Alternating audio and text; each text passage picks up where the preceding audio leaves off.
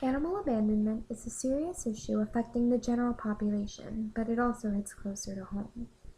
It has become a major issue in Southwest Florida. With the downturn of the economy, many families are losing the means to provide for their furry friends. In the worst-case scenario, people will release their pets into the wild. Domesticated animals do not have the means to care for themselves and generally will suffer a major decline in health.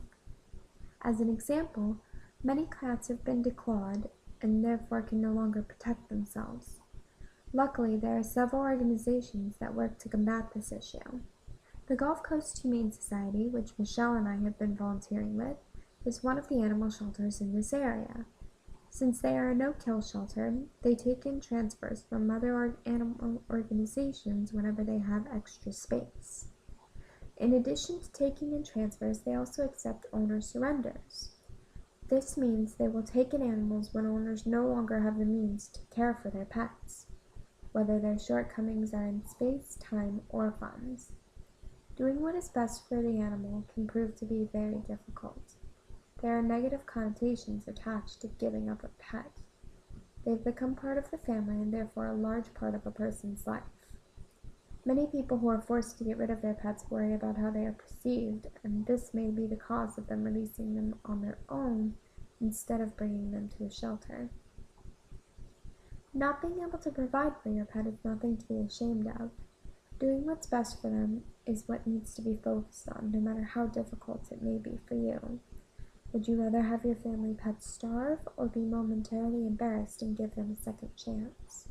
If you truly consider them part of a family, then why would you want to put them through unnecessary tribulations? In 2010, more than 900 animals were brought into the Gulf Coast Humane Society.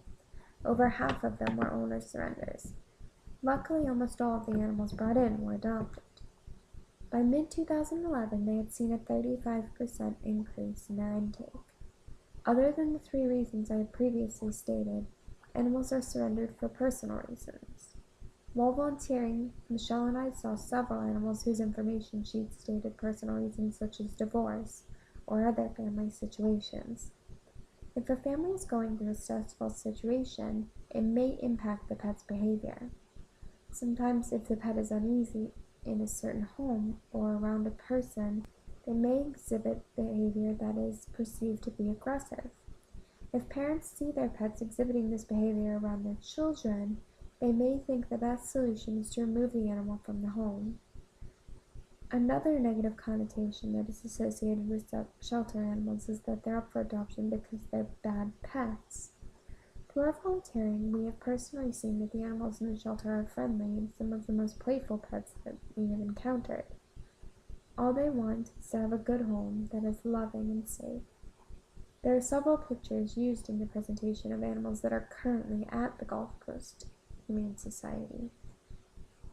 Something people forget is that animals have an amazing capacity to love. We just need to give them a second chance.